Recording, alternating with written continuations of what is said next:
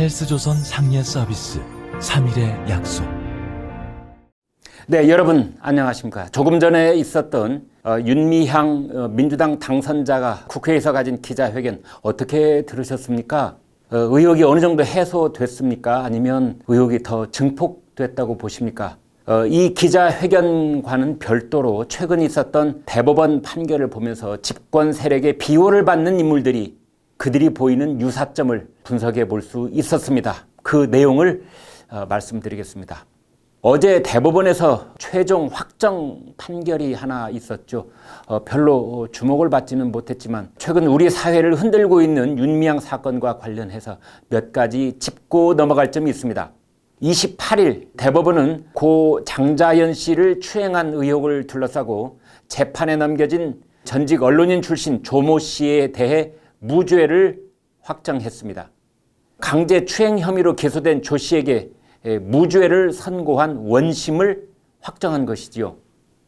장자연 사건이란 2009년 3월 장자연 씨가 기업인과 언론사 관계자, 연예기획사 관계자 등에게 이른바 성접대를 했다고 폭로한 문건을 남기고 스스로 목숨을 끊은 사건입니다. 그런데 이 사건은 10년이 지난 작년 봄 갑자기 윤지호 사건이 됐습니다.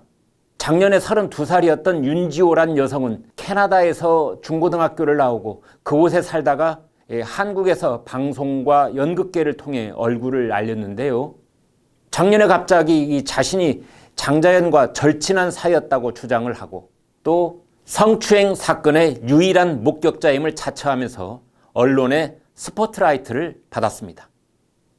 그런데 어제 대법원이 성추행 관련자에 대해 무죄를 확정하면서 윤지호 씨의 진술을 믿을 수 없다. 이런 취지로 본 것입니다. 1심과 2심의 판결 요지는 이렇습니다. 윤지호 씨의 진술만으로는 피고인에게 형사처벌을 가할 수 있을 정도로 공소 사실이 합리적 의심이 없을 만큼 증명되지 않았다. 네, 좀 복잡하죠. 이것을 우리가 보통 쓰는 말로 바꾸면 윤지호의 진술은 도무지 믿을 수 없다. 이것입니다. 이것을 대법원이 확정한 것입니다. 윤지호 씨는 이번에 무죄가 확정된 조모 씨에 대해 12년 전 무슨 생일 축하 자리에서 조 씨가 장자연 씨의 손목을 잡아당겨 자신의 무릎에 앉힌 뒤 강제로 추행을 했다는 식으로 진술을 했었죠. 그런데 윤지호 씨는 1차 조사에서는 강제 추행자를 일본어를 유창하게 하는 50대 초반 남성이자 언론사 사장 이렇게 말했다가 2차 조사에서는 40대 중반으로 키가 168cm 정도라고 했다가 다시 4차 조사에서는 30대인 조 씨가 추행범이라고 이제 오락가락한 것입니다. 자, 그렇다면 오늘 김광일의 입에 제목에서 밝힌 것처럼 윤지호 사건과 윤미향 사건은 무엇이 깜짝 판박이로 닮았다는 것일까요?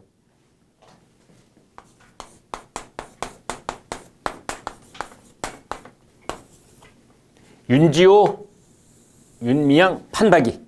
첫째, 문재인 대통령의 모습이 자꾸 떠오른다는 점입니다. 여기서 사진 몇 장을 보여드리겠습니다. 윤미향 사건의 핵심 증인은 유안부 피해자 이용수 할머니인데 이용수 할머니와 문재인 대통령이 함께한 사진들입니다. 첫 사진은 2017년 5월 더불어민주당 문재인 대통령 후보가 대구 중구 동성로 대구백화점 앞 광장에서 이용수 할머니와 포옹하려는 장면이지요. 두 번째 사진은 2017년 11월 트럼프 미국 대통령 환영 만찬이 열린 청와대 영빈관에서 문 대통령이 이용수 할머니와 악수하고 있는 모습입니다. 자, 셋째 사진은 2018년 8월 충남 천안 망향의 동산에서 위안부 피해자 기림의 날 기념식이 열렸을 때 문 대통령이 휠체어에 앉은 이용수 할머니와 함께 장리묘역으로 이동하는 장면입니다. 위안부 피해자 할머니들에게 이토록 적극적이었던 문 대통령과 청와대였는데 나라를 들끓게 한 윤미향 사건에는 일절 침묵으로 일관하고 있습니다. 자, 그렇다면 윤지호 사건에는 왜 문재인 대통령 모습이 떠오르는가?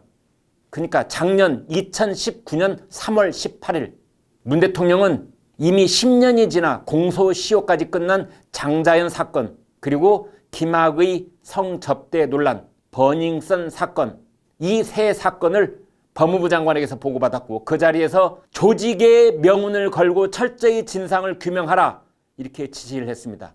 그때부터 윤지호 씨는 활개를 치듯이 JTBC를 비롯한 여러 방송에 집중 조명을 받았으며, 나중에 거짓으로 드러난 여러 주장들을 쏟아놓기 시작했습니다.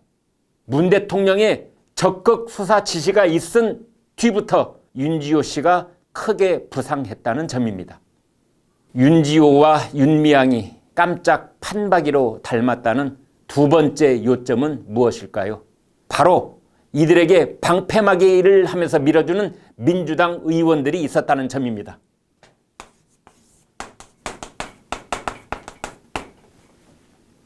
윤지호 씨에게는 작년 4월 촬영된 사진에서 보듯이 지금 보여드립니다. 민주당 안민석 의원이 적극 나섰습니다.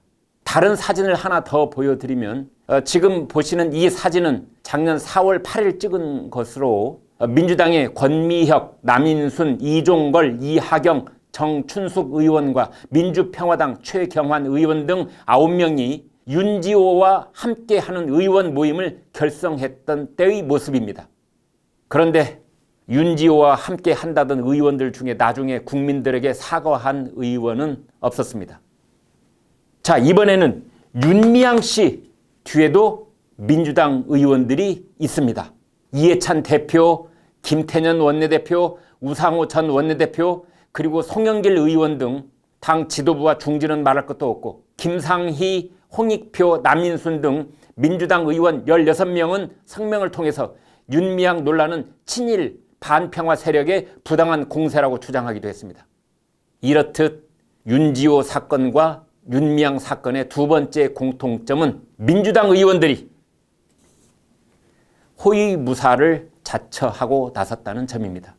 그렇다면 윤지호 사건과 윤미향 사건에 민주당 의원들이 왜 나섰을까요? 그것은 그들이 문 대통령과 청와대의 심기를 살폈기 때문일 것입니다. 자, 윤지호와 윤미향의 세 번째 깜짝 판박이는 무엇일까요? 네, 둘 다 돈을 끌어모으는 모금 행위의 귀재들이란 점입니다.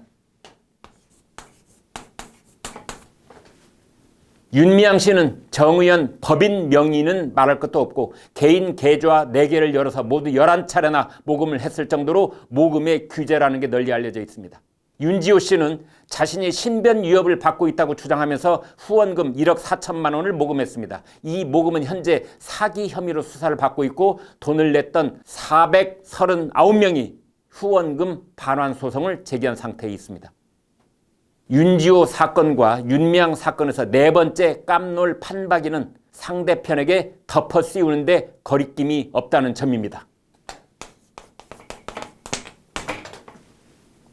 윤지호 씨가 책을 낼 때 도움을 주었던 작가 김수민 씨는 윤지호 씨의 주장에 대해 의혹을 제기했습니다. 그러자 윤지호 씨는 되레 김 작가가 소설을 쓴다, 허위 사실을 유포한다면서 덮어 씌웠습니다.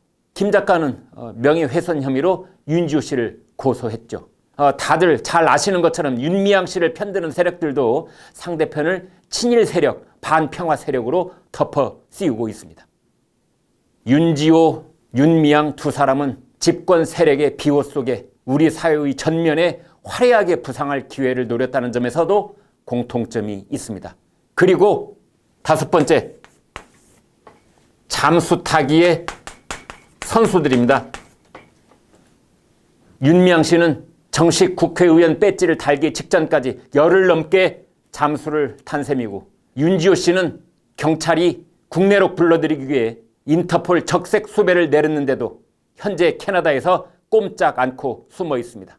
오늘 말씀드린 것처럼 윤지호, 윤미향 깜짝 판박이 5가지, 대통령의 모습이 떠오른다, 민주당 의원들이 방패막이로 나섰다, 모금의 귀재들이다, 덮어씌우기의 선수들이다, 그리고 잠수 타기를 한다. 이상이었습니다.